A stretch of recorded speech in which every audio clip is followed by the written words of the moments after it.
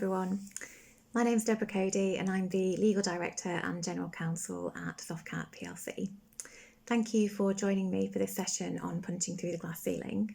I'm going to be talking about how to progress from mid-management, how to manage a team confidently when you're very aware that they might know more than you on certain areas, and how to create an environment which gives people a sense of psychological safety so that enables them to grow and develop and not have that paralysing fear of failure. So there's quite a lot to get through there. Each of those could be a session in its own right.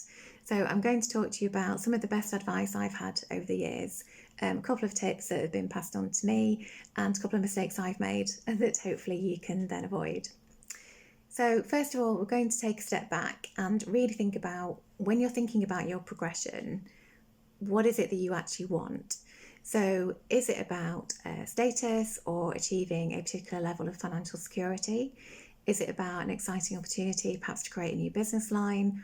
Or is it about seeing other people succeed? What is it that gets you motivated and excited about going to work in the morning? So for me, there's a couple of things in there. One is, obviously, I'm a lawyer, words are my thing. I like being able to use them to achieve things.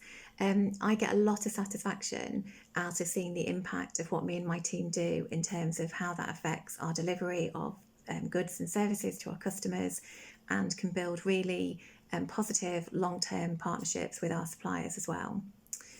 In terms of my director role, one of the real benefits that I've seen there already, having only recently been promoted, is it gives me a platform to talk about things that really matter to me, that I get excited about. So as an example, at our annual conference this year, I spoke about diversity and inclusion and the way in which we can use language to have a real impact. And for me, the way in which we use words and the language that we use and the impact that can have on people is the difference between diversity and equality on the one hand in terms of representation, and then that real inclusion where people feel that they are part of something and that their contribution is recognised and they feel safe to be able to be themselves at work, and crucially to ask for support when they need it. I'm going to come back to that psychological safety point in the context of how you create those teams, enable that. But just staying with the progression point for now, I think once you've worked out what is it that you're looking for, what motivates you, the next stage is obviously to think about what will give you that and how do you want to get there. So we often talk at Softcat about having a career lattice approach rather than a career ladder. And what we mean by that is that you don't always have to look for the next progression in terms of a linear structure. You can achieve that progression by perhaps moving sideways or trying a different role, or just expanding something within your current role. So I think one of the key things to do there is do your research. So talk to the people around you, and be brave, reach out to people who are doing a job that you think you might want to do, and ask them, ask them for half an hour of their time, come armed with your questions. What do they do day to day? What motivates them? What frustrates them? Is the reality of that role what you thought it was? And do you think it might actually give you what it is that you're looking for? And don't be scared of asking. Most people, in my experience, are more than happy to share their knowledge and actually take it as a bit of a compliment. Equally, contact people in your wider network, ask friends of friends. I've certainly had people approach me, sort of 2-3 friends removed, for information and ideas, and I'm quite happy to do that. And as I say, I think most people genuinely are. And I think most importantly, when you're trying to work out how to get from where you are to where you want to be, is to find a mentor. So that might be somebody that you work with really closely. Ideally, it'd be somebody that's perhaps that little bit step removed, so perhaps not your immediate line manager, although do use them as well.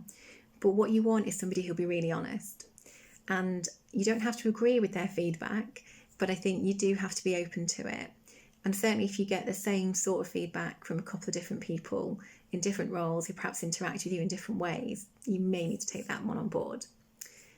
I think sometimes it is difficult to hear some things if there's a perception of you that you don't agree with or you don't feel is fair. But I think that that's where that glass ceiling can come into play.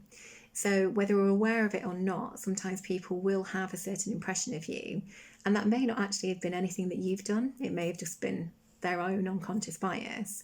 So I've certainly come across examples of that. I was passed over for an opportunity in a previous role that was given to my male colleague who was less qualified than me. And when I challenged my boss, it was purely with the best of intentions, purely on the basis that the opportunity would have meant being away from home for a couple of nights every week for several months, and he didn't think that I would want to do that. I did point out to him that my male colleague also had young children, but leaving that to one side, what it did enable me to do was to have that conversation about his assumptions about me. So to have a really positive discussion around, well, actually, this is what works for me and my family and my career aspirations. And I would really advocate that. I think there's no downside to that, because if you're lucky, you'll get a line manager or a boss or a mentor who's really supportive of that and will have those honest conversations with you and may even be able to flag opportunities for you that you hadn't thought of. Worst case scenario is it's a flat no. You're not going to progress here, or there's nothing that you can do here. Well, then at least you know. And you can still use that and take that on board. So we thought about what you want to do, where you think you might get to for your next move. So then work on your plan for actually getting there. So ask questions, as I said, see what opportunities are there, but also think about what do you need to get to that role that you've got your eye on, but then also what do you think you need to do once you actually get there? So are there skills that you could be developing in the meantime as part of that longer term plan? And although I do like a plan, I think you also have to be careful that you're not too rigid about it. So personally, a lot of my career decisions have been based on what do I not want to do? And then I've gone the other way. And equally, follow your gut. So if you are presented with an opportunity, try and be brave and go for it, but also listen to your gut. So if your gut is telling you, this feels like the sensible move, but I don't really want to do it, give yourself time to explore that and think about it, and don't feel pushed into doing something just because it looks like the obvious next move. So remember that career lattice, think about other ideas, other skill sets. The one caveat to all of that, and this leads us on to the second point, is that if the reason you're hesitating is that dreaded imposter syndrome, then do ignore your gut on that one and try and rationalise it. So how can you feel confident running a team where you're worried that you don't know everything and the team may not respect you or they may know more than you? I think it's really important to treat yourself as you would treat somebody else who is coming to you for support. So first of all, look at the evidence. No one's doing you a favour.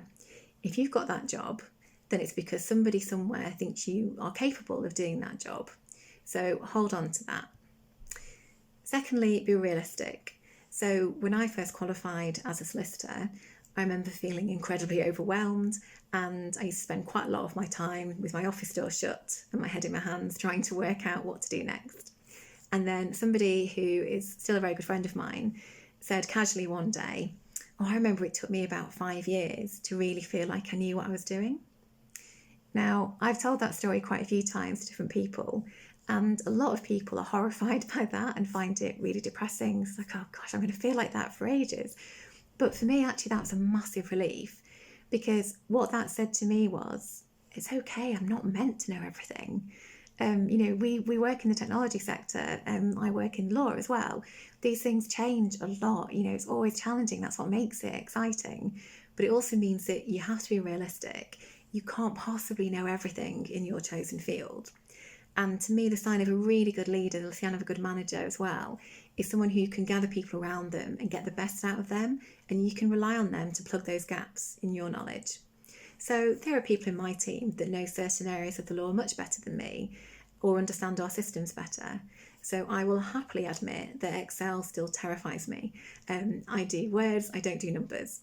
But there are also lots of things that I do better than them, and that's why I'm in this job.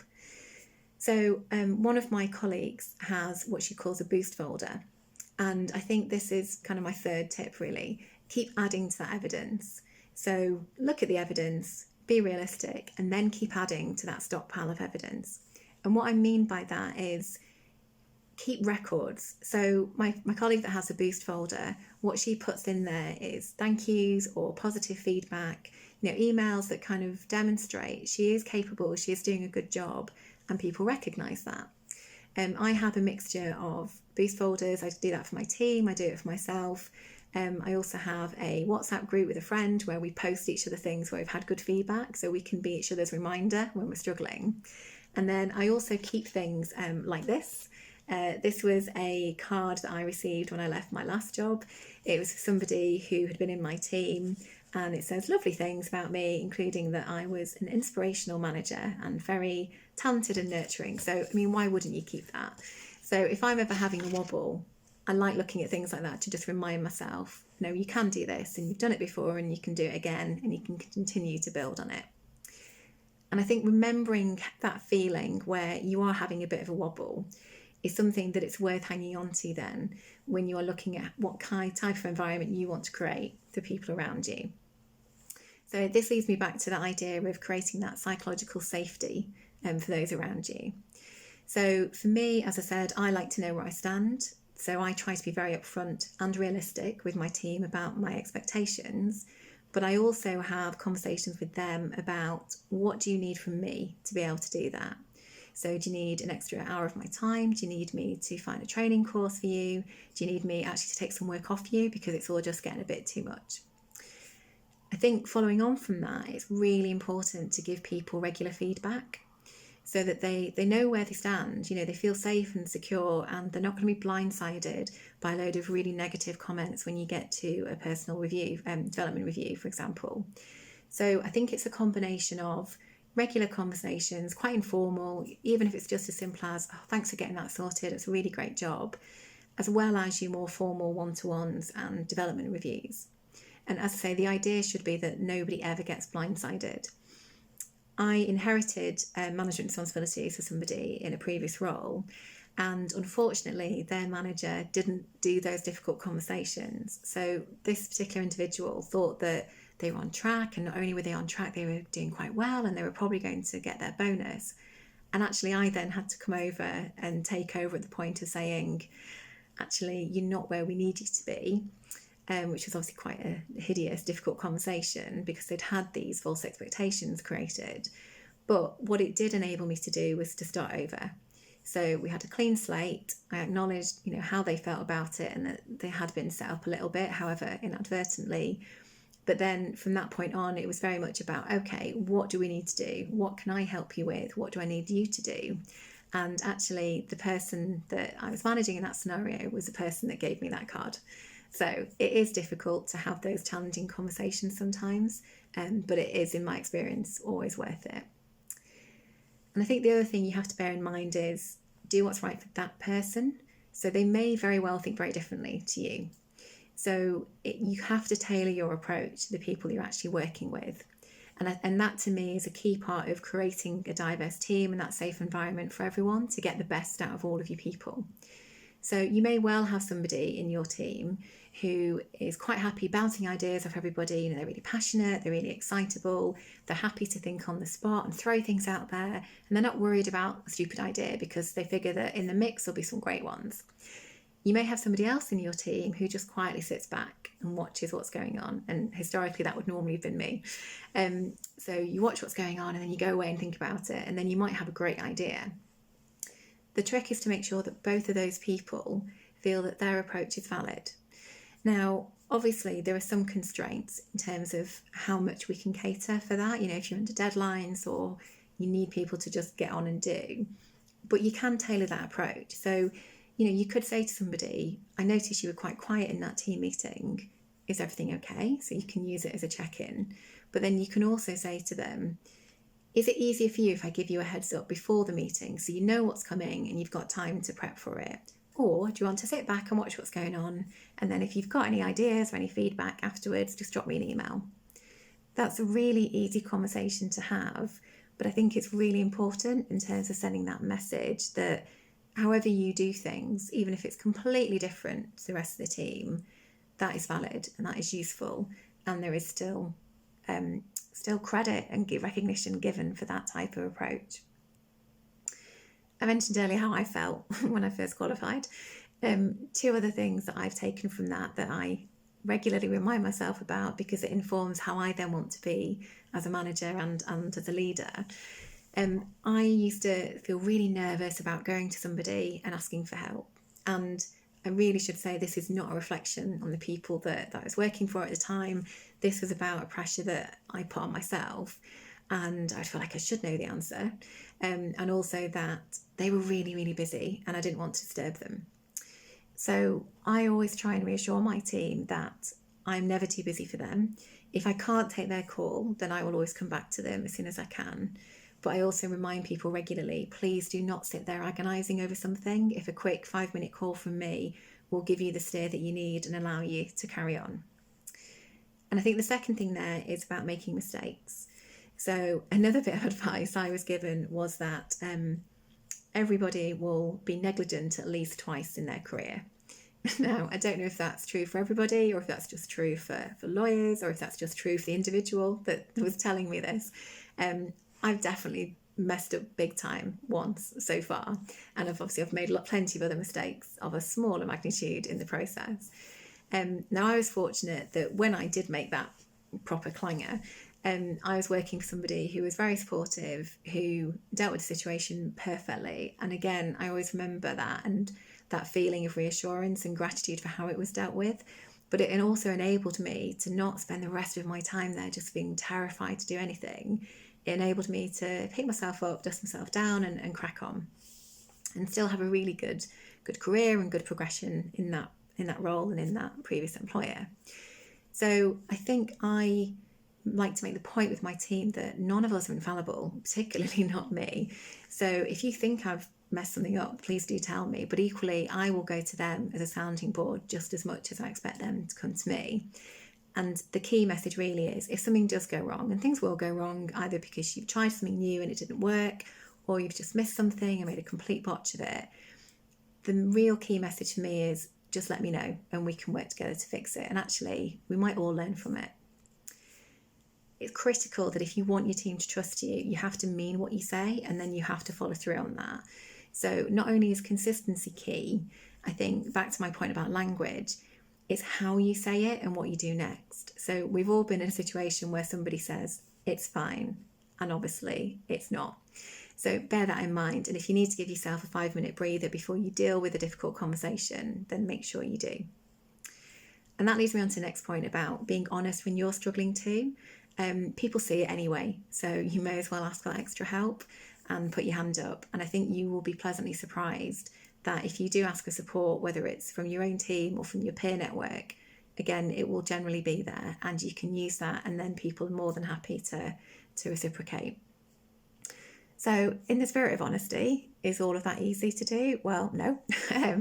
It takes up a lot of time. It takes a lot of emotional intelligence. I think it also takes a lot of self-awareness. So knowing your own triggers and knowing when you need to maybe take a step back or reframe something. But for me, it is absolutely well worth the effort. And this poster sort of sums up how I feel about this part of my job. It's a bit that makes me really excited. And also, less altruistically, I love seeing people develop, but also, let's be honest, if your team is doing well, that does reflect well on you as well. So don't be afraid to share those opportunities for them to shine. So very much a whistle-stop tour, but to sum up, work out what you want and then start working on the how. Ask for feedback and make that flexible plan. Remember what you're good at, hang on to that and keep stockpiling that evidence, and trust your team. Make sure they know that you've got their back, but also remember that not everyone thinks like you, and that's a good thing. Thank you very much for listening, and please let me know if you've got any questions. Thanks.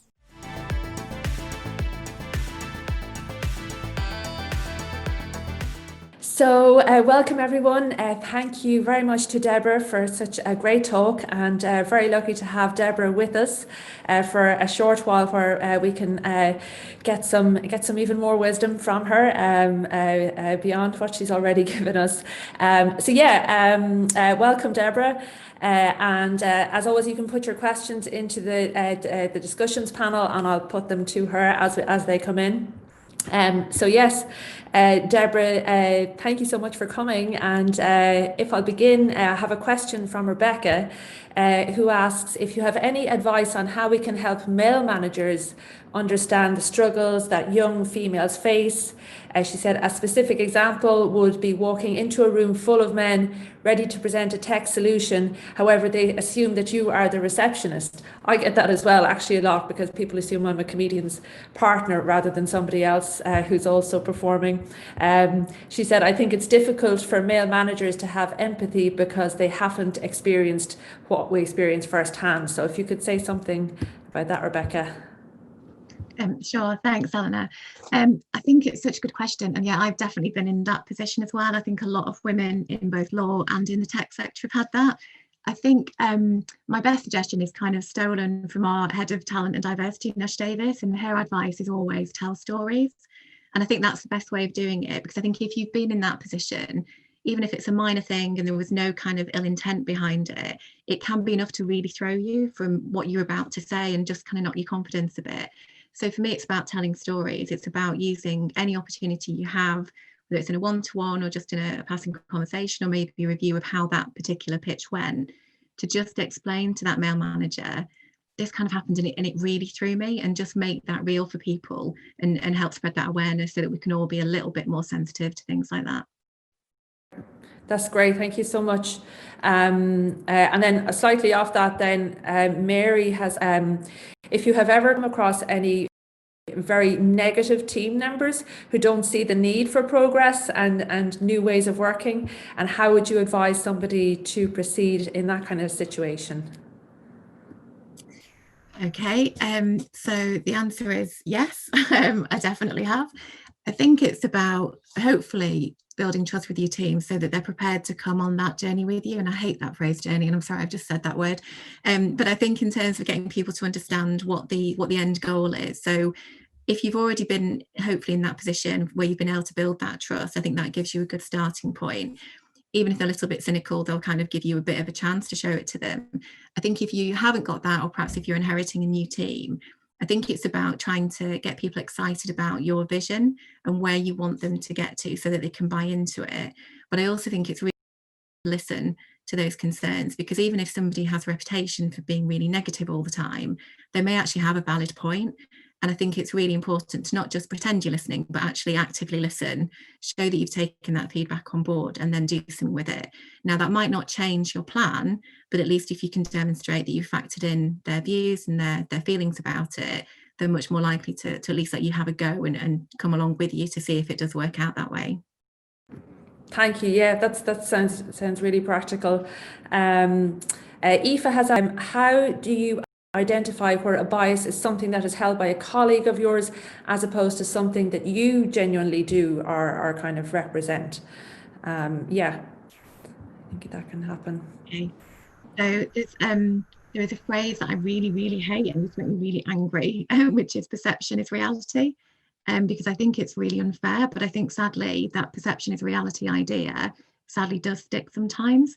So I think what I would do, it comes back to the feedback point, is ask for them to give you specific examples of when you've done this that they think that you do. So if they think you've overreacted, for example, or you've perhaps come across a bit aggressive, ask them to give you those specific examples so you can work on that. If they can't, then I think that's quite a helpful hint that maybe it isn't actually you. The other thing I would do is find another kind of independent sounding board. So maybe somebody else who was in that same meeting, and ask for their perspective on it. Again, as I said earlier, you might not always like the feedback, but if quite a few people are telling you that, that's generally a good sign that you need to think about it. If no one can give you that evidence, then I would feel reassured that actually maybe there is some bias in there, and then find your kind of allies within the organisation to help you address that. Great, great. And you sound like you're really, I guess, dogged in terms of, asking the questions. Is that something that you've always had, or is, did you have to learn, like, not to just take no for an answer and walk away? Yeah, I think I do tend to dig my heels in if I feel really strongly about something. That's definitely something I've got more determined about as I've got older, I think. I think the first thing that did it to me was I got some feedback when I was a trainee, which I just thought was really, really unfair. And so for a long time, that kind of stopped me being as honest about how I felt I needed to develop, because I just think, well, I'm just going to wait for them to say something, because if I see anything, they'll jump on it and then they'll give me a load of other stuff. And then the honest answer is I had a really great manager who would have those open conversations, and so I could see the benefit of it. So yeah, I've just taken that with me ever since. But yes, I would definitely say dogged is a good description when I get fixated on something. Great. And just time for one more. Lucinda has asked, how have you adapted to managing remotely during this year, if that's something that you have had to do? Yes, I have had to do that. So I think I've been fortunate that I've had to manage people remotely across different offices in previous roles. I actually manage quite a small team at Softcat, and we're kind of in regular contact. We're generally used to sitting in the office, so we've had regular chats which aren't necessarily about work. It is just more of a conversation, and then supplemented those with work calls as well. So I think it's just about keeping those communication lines open. Great. Thank you so much, Deborah. That's so helpful. Thank you so much for giving us your time.